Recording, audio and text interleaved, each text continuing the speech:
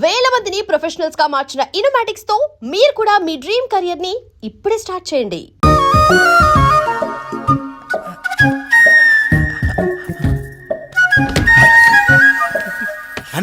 కానివ్వండి.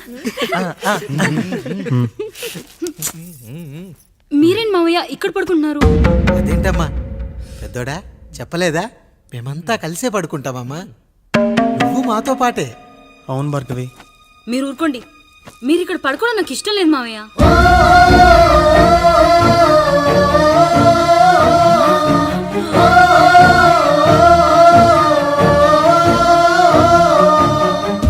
అదేంటమ్మా అలా అంటావు? ఎన్నో చూసాం, ఎన్నో చేశాం. దుక్కి దున్ని కోత కోయకుండానే ఈ విత్తనాలన్నీ మొలకొచ్చాయంటావా తల్లి? అవన్నీ నాకు తెలియదు మావయ్య. మర్యాదగా బయటికి వెళ్ళండి.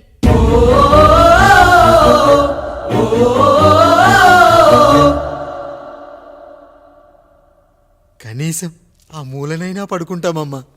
నువ్వైనా చెప్పరా పెద్దోడా? అంటే తను ఇబ్బంది పడుతుంది కదా నాన్న.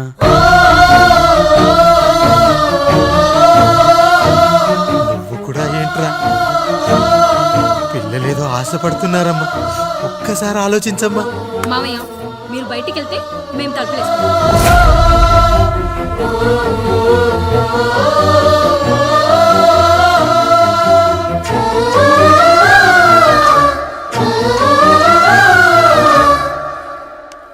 వేసుకోండి అమ్మా, వేసుకోండి. తలుపులు వేసుకోండి.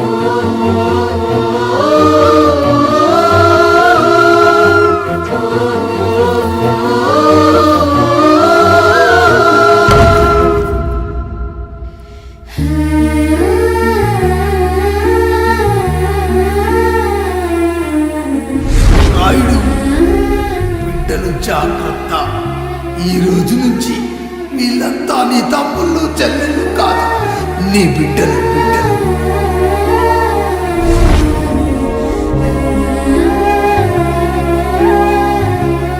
జానకి, ఏమండి? సావిత్రి, ఏమండి? లక్ష్మి, ఏమండి? మన గదిలోకి పదండి. ఇక నుంచి ఎవరి పిల్లలతో వాళ్ళ గదిలోనే పడుకోవాలి. ఇది ఈ రోజు నుంచి ఈ వంశానికి రాస్తున్న కొత్త శాసనం. అయ్యా అలా అనకండి అయ్యా. మీరు లేకుండా మేము ఎప్పుడైనా విడిగా పడుకున్నాము. అంతా కలిసే కదయ్యా పంచుకున్నాము. వెళ్ళరా వెళ్ళు. నీకు భార్య ఉంది, నీకు పడగది ఉంది. వేసుకోండి రా, మీరు వేసుకోండి. తలుపులు వేసుకోండి. మీరు కూడా ఏంటండి పిల్లలేదు? చిన్న పిల్లల వాళ్ళని ఉయ్యాల్లో ఆడించేటప్పుడు పక్కనే ఈ నాన్న కావాలి. బడికెళ్ళేటప్పుడు పక్కనే ఈ నాన్న కావాలి. గుడికెళ్ళేటప్పుడు కూడా పక్కనే ఈ నాన్న కావాలి. కానీ శోభనం గదిలో మాత్రం పక్కనే ఉంటానంటే బరువయ్యాను జానకి, బరువయ్యాను.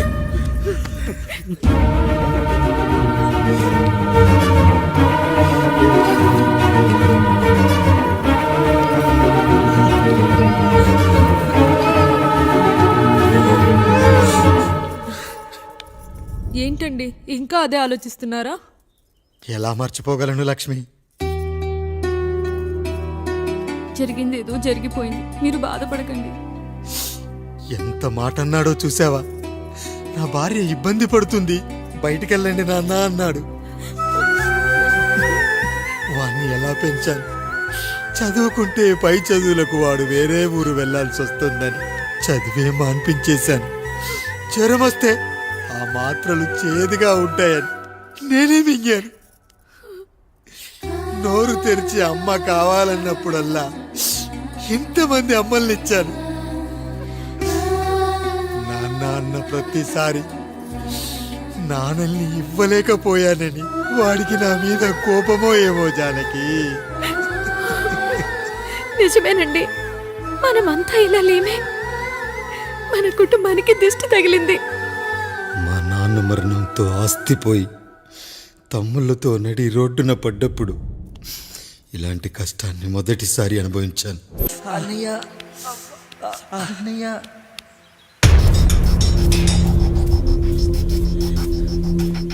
అయ్యా ఏంట్రా రోడ్డు మీద కాలు కాలుతున్నా సరే తమ్ముళ్ళు చెప్పులు లేకుండా నడుస్తున్నారయ్యా, చెప్పులు లేకుండా నడుస్తున్నారయ్యా.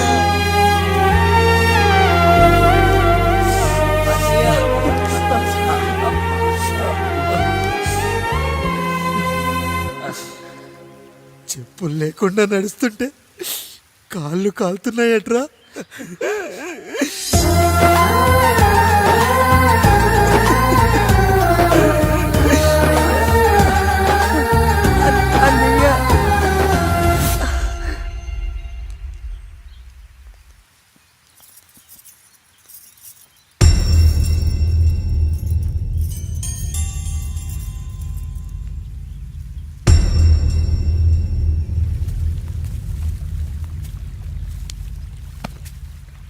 ఏరా కాముడు, అయ్యా బాధపడుతున్నావా?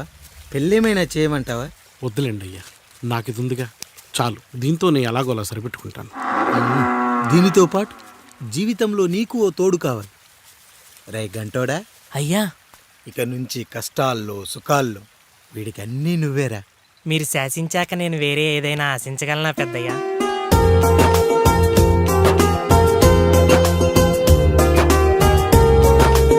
నీ గురించి కాదురా, మీ అక్కది చాలా గొప్ప మంచి మనసుని విన్నాను. ఈ కాముడికి ఆ రాముడి గుళ్ళో పెళ్లి చెయ్యి. అయ్యా దాన్ని పెళ్లి చేసుకుంటే దాని భర్త చనిపోతాడని జాతకంలో ఉందయ్యా. మీరంతా కలకాలం ఉంటారంట్రా. వీడు పోతే నేను లేనా, చూసుకోలేనా? నువ్వు పెళ్లి చెయ్యి, పెళ్లి చేయరా.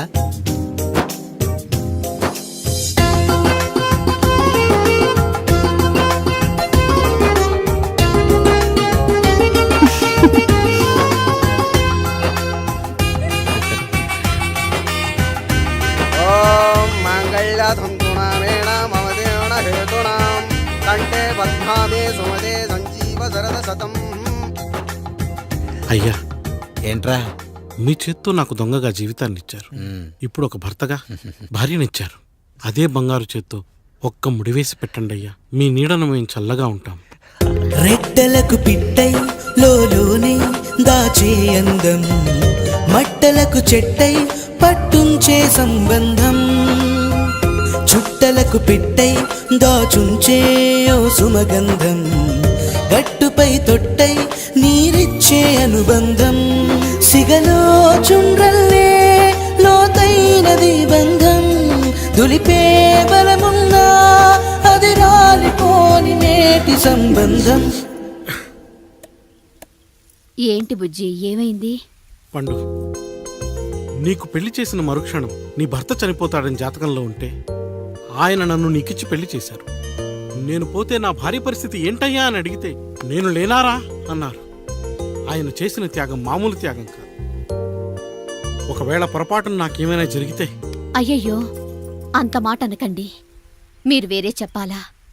మొన్నటిదాకా తమ్ముడు, ఇప్పుడు ఈ కాముడు, తర్వాత రాయుడు. ఒరేయ్ కాముడు, పెళ్ళైన దగ్గర నుంచి మీరు సరదాగా గడిపిందే లేదు. మీరిద్దరూ సరదాగా హనీమూన్కి వెళ్ళిరండి. ఏ ఊటీకో కొడైకెనాల్కో. ఇదిగో టికెట్లు. అయ్యా మీరు దేవుడయ్యా. ఇక్కడ పనులాగకుండా నువ్వు ముందుగా వెళ్ళిరా. నువ్వు తిరిగి వచ్చిన తర్వాత పండు వెళ్తుందిరా. అయ్యా, ఒక పని మనిషిని మీరు ఇంతగా ఆదరిస్తున్నారయ్యా. నువ్వు పని మనిషి ఏంటి పండు? నీలాంటి స్త్రీమూర్తిని ప్రతి మగాడు అమ్మలా చూసుకోవాలి. ఇక నుంచి నా బిడ్డలు నిన్ను అమ్మా అని పిలుస్తారు, అమ్మలా చూసుకుంటారు. ఏమంటావు జానకి? రెట్టలకు పిట్టై లోలోనే దాచే అందం, మట్టలకు చెట్టై పట్టుంచే సంబంధం, చుట్టలకు పెట్టై దాచుంచే ఓ సుమగంధం, ఎంత బాధగా ఉంటుంది అన్నకి ఇంకెంత బాధగా ఉంటుంది. సిగలో చుండ్రల్లే ఈ బాధ నా బాధ కాదట్రా. దులిపే బలమున్నా అది రాలిపోని నేటి సంబంధం.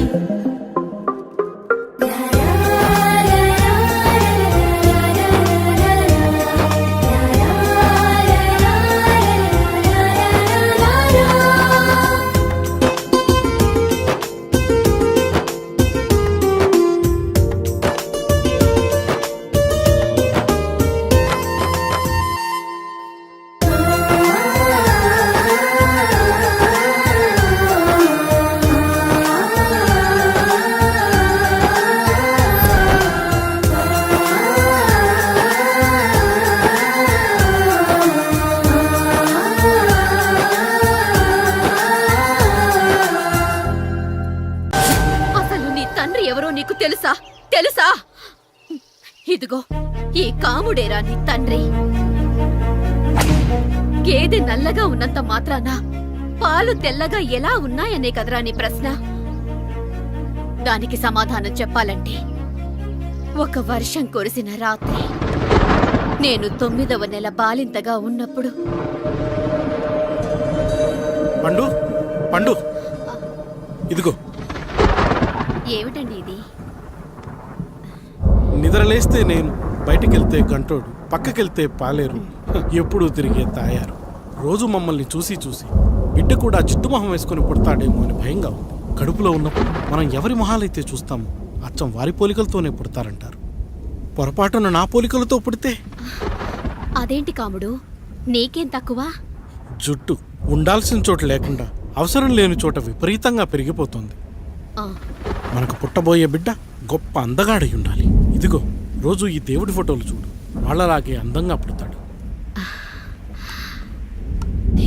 కడుపుతో ఉన్నప్పుడు ఎవరి ఫోటో చూస్తే ఆ పోలికలతో బిడ్డ పుడతాడా? కనిపించని దేవుడి పోలికలు నా బిడ్డకెందుకు? ఈ ఊరికి దేవుడు రాయుడు. నా బిడ్డ ఆయనలాగే పుట్టాలి, ఆయనలాగే పుట్టాలి.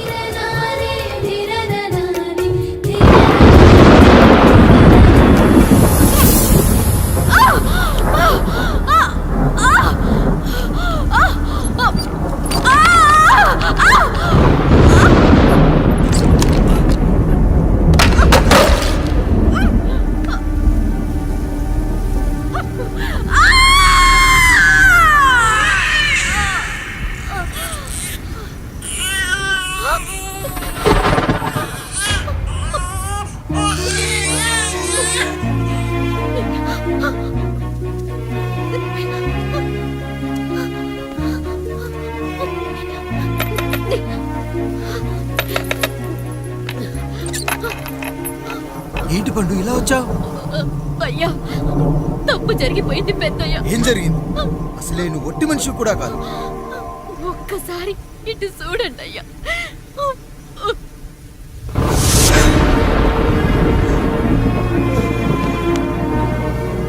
వీడేంటి అచ్చం నాలా ఉన్నాడు? అసలేంటి, ఎందుకు ఇలా జరిగింది?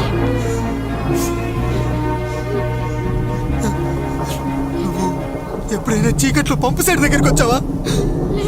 మరి అమలాపురంలో శివాలయం దగ్గర రత్నాలు నీకేమైనా అమ్మవుతుందా? పిఠాపురంలో పద్మ, రామాపురంలో లక్ష్మి, కాకినాడలో సుజాత. అయ్యో దేవుడా, అసలు ఇదంతా ఎలా జరిగింది పండు? అయ్యా, ఇదంతా కాముడి వల్లే అయ్యా, కాముడి వల్లే. కాముడా? కాముడి కుటుంబానికి నాకు ఏం గుర్తు రావట్లేదే. ఎన్నని గుర్తు పెట్టుకోగలను నేను మాత్రం? అయ్యా, అది కాదయ్యా.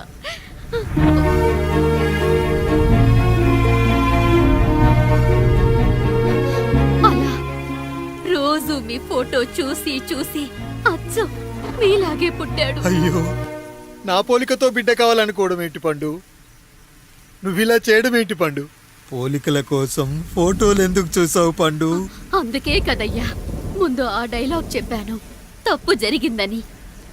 ఇప్పుడు ఏం చెయ్యాలయ్యా? స్వచ్ఛమైన మన ప్రేమను ఈ పాడులోకం అర్థం చేసుకోదు. కనీసం మీ ఇద్దరి జీవితం బాగున్నా ఆనందపడేవాడి. వీణ్ణి ఇక్కడ ఉంచొద్దు పండు, బయటికి పంపించు. బయటికి పంపించి బాగా చదివించు, గొప్పవాణ్ణి చెయ్యి. వీడికి అయ్యే ఖర్చంతా నేనే భరిస్తా.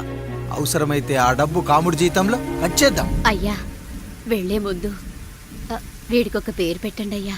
వీడు ఇంకో రాయుడు, అంటే ఇంగ్లీష్లో అండ్ రాయుడు, అండ్ రాయుడు.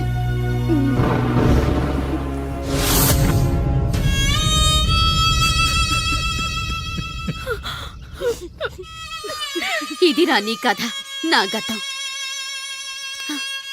నిన్ను చదివించడం కోసం ఆయన మీ నాన్న జీతంలోంచి నెలకి 3,000, 4,000 కోసేసిచ్చేవారు. అప్పుడు ఆయన పడిన బాధ పగవాడు కూడా పడకూడదు. చూసావారా, దేవుడు లాంటి పెద్దయ్యని అనవసరంగా అనుమానించడం ఎంత పెద్ద తప్పు చేశావో అర్థమైందా? ఒకడు నిమ్మకాయ పెట్టి పసుపు వేసి ఉప్పు కలిపి పులిహోర చేయొచ్చు, కానీ ఆ పులిహోర ఎప్పటికీ దేవుడి ప్రసాదం. నువ్వు ఆ దేవుడి ప్రసాదం. ఇక ఆయనే మీ నాన్న. చూసావా అమ్మా, ఈ రోజు నుంచి నాకు 3 అమ్మలు 2 నాన్నలు. నీకు మాత్రం ఒక్కడే భర్త, నాన్నకు మాత్రం ఒక్కటే భార్య. మా నాయనే. అయ్యా, బిడ్డను ఒక్కసారి ఎత్తుకొని తిప్పండి అయ్యా. బాబు, నాన్న,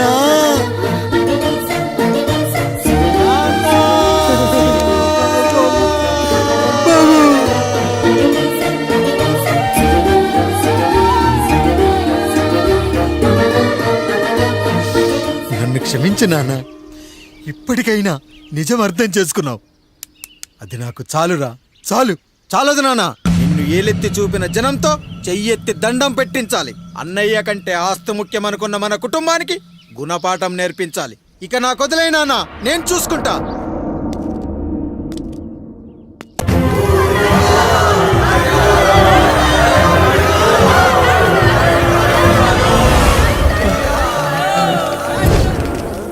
ప్రజల్లారా, నా బిడ్డల్లారా, నా జీవితం మీకే అంకితం.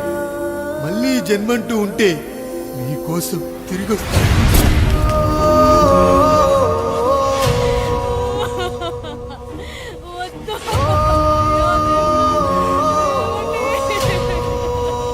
వద్దయ్యా, వద్దు, వద్దయ్యా, వద్దయ్యా.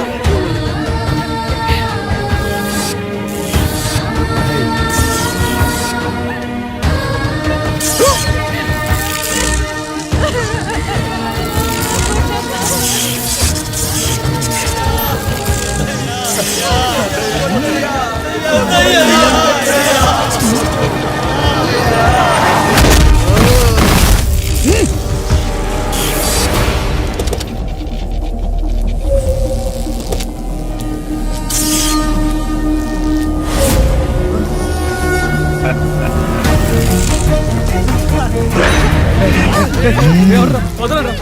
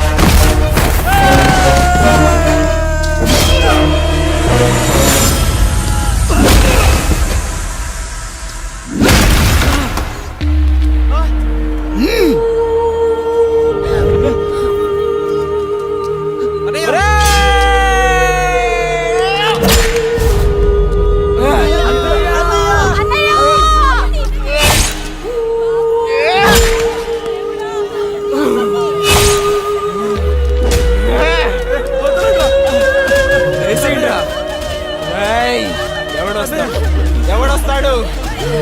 నిన్ను కాపాడటానికి ఎవడొస్తాడు?